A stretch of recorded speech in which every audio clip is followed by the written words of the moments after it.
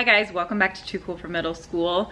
I am excited to just like sit down and film a video for you today that really doesn't have all that much of an objective.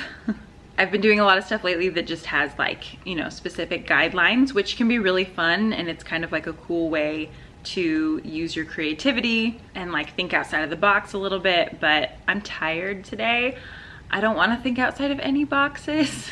I just want to make like an old school style, very regular, typical Too Cool for Middle School video. So that's what we have. I've got some books here that I've received over the past couple of weeks. I think this little stack I got maybe last month, and then I have a box here that I haven't opened yet. And these are all like middle school books, maybe like upper elementary.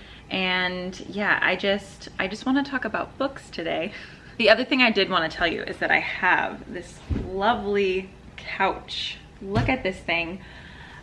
I'm so excited that I have it, but every time that I look at it, I'm also slightly disappointed because this was supposed to be for flexible seating. This literally got delivered to my classroom on March 13th, on the last day that we were at school together. And I was so excited. I had a little corner of my room I had started to move some things out of, and this was going to be just like a couch for some collaboration.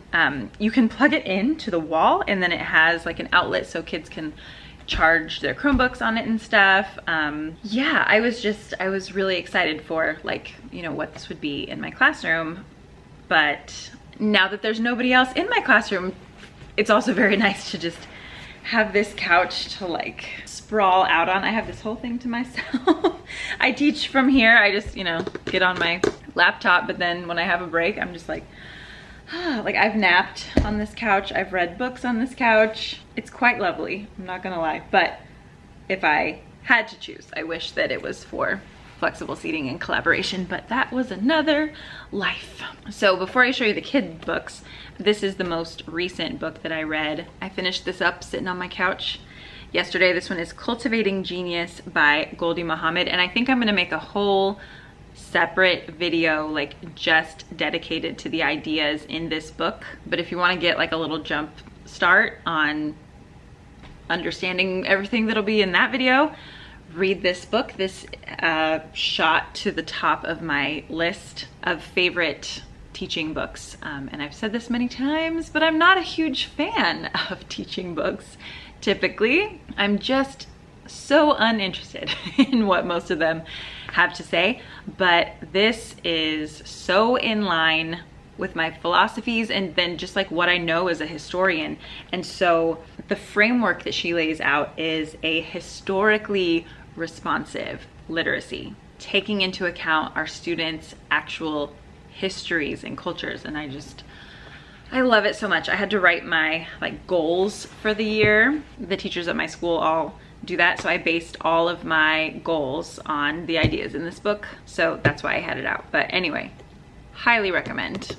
And I went to a few webinars that Goldie Mohammed has hosted. Went to a few over the summer, and she's brilliant. I love her. All of the people that she works with are brilliant. Yeah, she's someone to learn from for sure. So all right, let's look at some kid books. So I haven't read these, but I'll bet a lot of you have, or a lot of your students have. This is one of the Fun Jungle novels. I think I have a few of the other books in this series in my classroom. Oh, it's like the spy school too. Okay, I need to just like read this. Can you call it a homicide if the victim is a hippo? I don't know. Let's see, and it does say ages 8 to 11, and I have some 6th graders, so you know, I feel like this would be a good 6th grade book. So this looks really cute. If I should read that one or like other Stuart Gibbs books, let me know. I'm sure I should, but convince me. Give me some reasons. Talk it up in the comments. This one, Max Brallier, he is the author of The Last Kids on Earth. This is Galactic Hot Dogs. Oh, this is a graphic novel. Very, very exciting. All right. Meet Cosmo. He is the captain of the Neon Wiener, the finest flying food truck in the galaxy. Lovely. Okay, again, for ages 8 to 11. Oh, okay, so here's another one. Spy School. Okay, so Ben Ripley, age 12, his mission: survive the science school that is really a front for training junior CIA operatives, and try to get the girl. Objectives: find the devious double agent who has infiltrated the school. Try not to die. Prove to everyone that you are capable of being a spy, saving the day, and trying not to look like such a nerd while doing it. I like it. I am intrigued.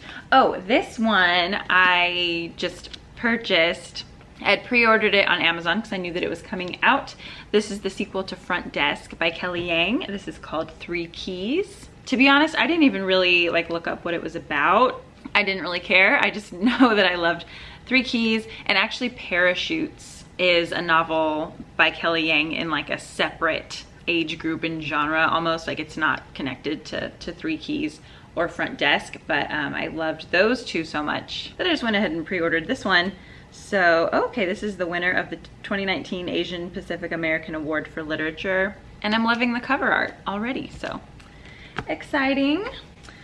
What is this one? Very beautiful. I feel like this is something I would have picked up in a library when I was in 4th or 5th grade. The Time of Green Magic. Oh, by Hilary McKay. Have you ever read anything by Hilary McKay? She is a beautiful author. I can't get over. What is the other one? See it over there, I just can't read the title, but hold on.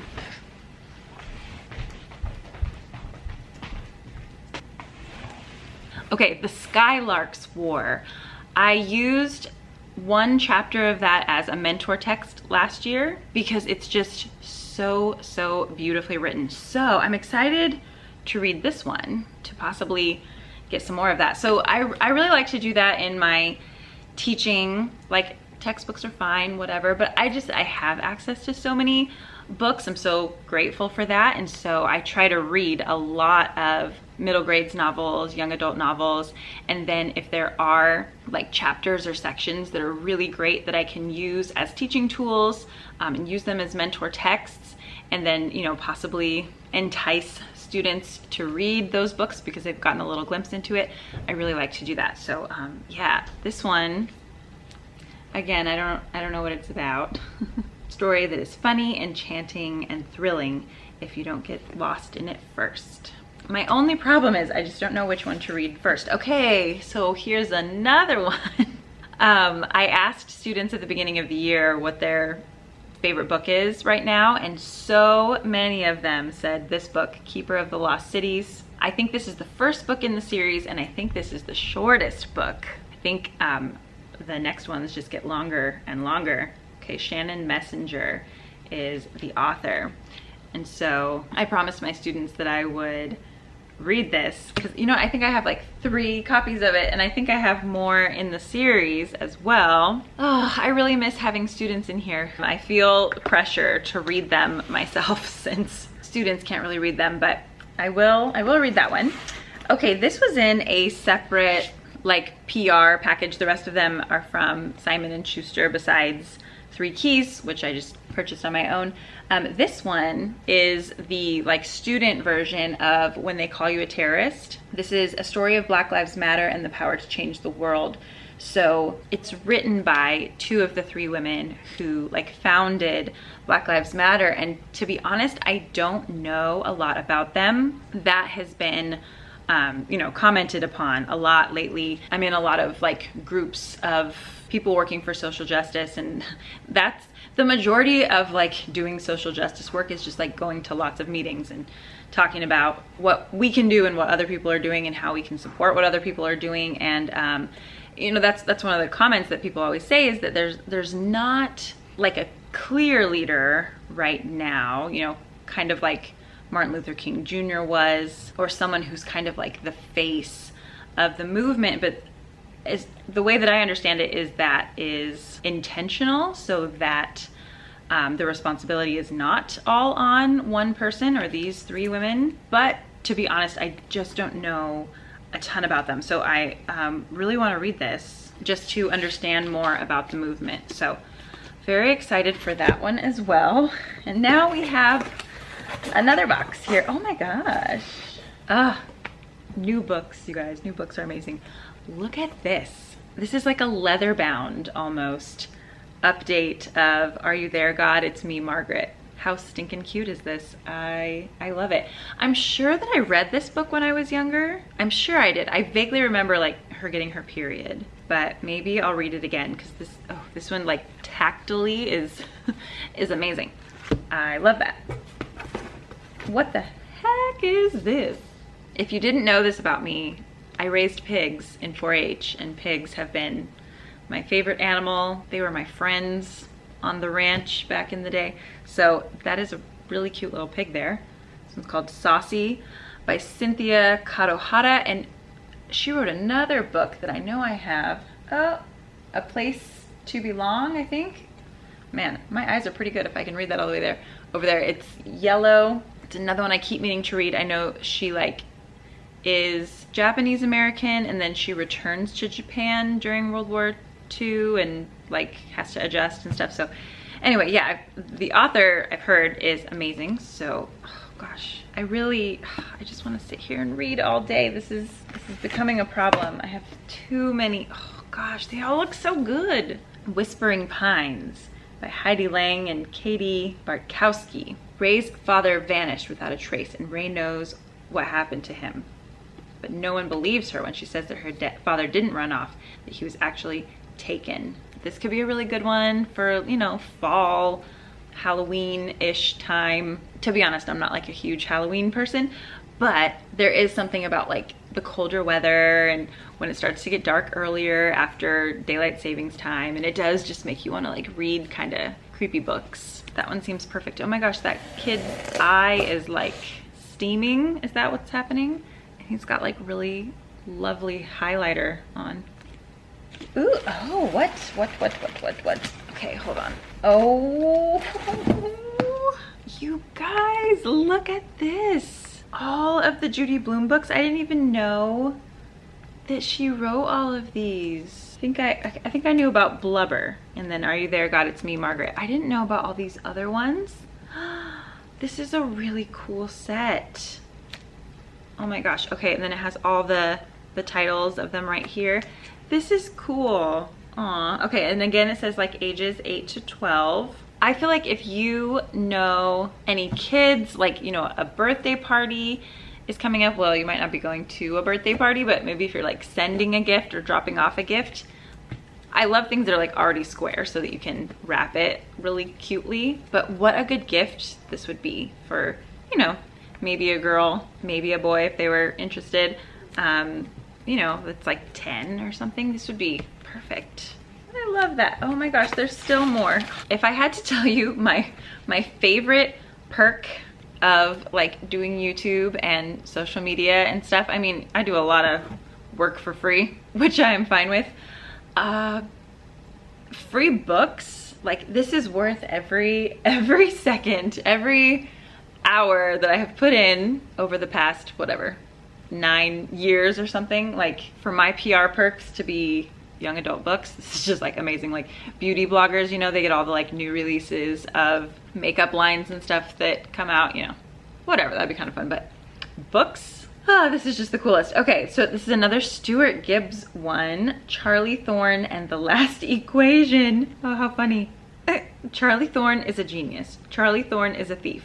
Charliethorne isn't old enough to drive, and now it's up to her to save the world. So it's different from the Spy School series, but the same author. Okay, cool. Man, this is just so cool. If I were a kid and I didn't have much else to do right now, I would just be reading constantly. There's so many amazing books out. I feel like there were not this many cool books when I was young. I feel like I read everything in our school library, and I was, you know, I read all of the Nancy Drew books. I was done. What else is there to read? Boxcar Children. Did it all. And even those are like before my time. Like we didn't have this much cool stuff when I was younger. Okay, anyway, Lola Benko, Treasure Hunter. 12-year-old Lola Benko has learned a lot from her archaeologist dad. Yes, I love a cheesy archaeologist book or movie. They've spent most of her life globetrotting to far-flung locales, chasing elusive artifacts and lost treasures. Okay, this is very exciting. They're looking for a mythical stone. Sold. What is this? What is this beautiful cover? Tune It Out by Jamie Sumner. I did start reading Roll With It. We read a chapter of it in my class at the beginning of the year. I haven't finished it. I need to, but oh, now I'm distracted by this one. How beautiful is this? Lou has the voice of an angel, or so her mother tells anyone and everyone who will listen. But the two of them have been performing the country fair and street corner circuit for so long that Lou can hear only the fear in her own voice. Child Protective Services separates the mother and daughter duo. Oh no. She has a sensory processing disorder. Okay, I need to read this one. If anyone is ever looking for me because I can't be found, I am right here. Surrounded by a stack of books, just reading my way through them. What? Shoot, my battery is about to die, but both of these last two books look so good. I have to tell you about them before time runs out. Zaid Salim, Chasing the Dream, and then The Year of Missing Agnes. I know this one is set in Alaska. It's won an award. This one is by Hina Khan. I know I love others of her books. I can't remember the titles right now, but oh my gosh. I am just super obsessed and grateful and really excited right now. So I will link all of these that I can find anyway down below for you. Thank you so much for watching. I'm so happy right now. All right guys, I'll see you later. Bye.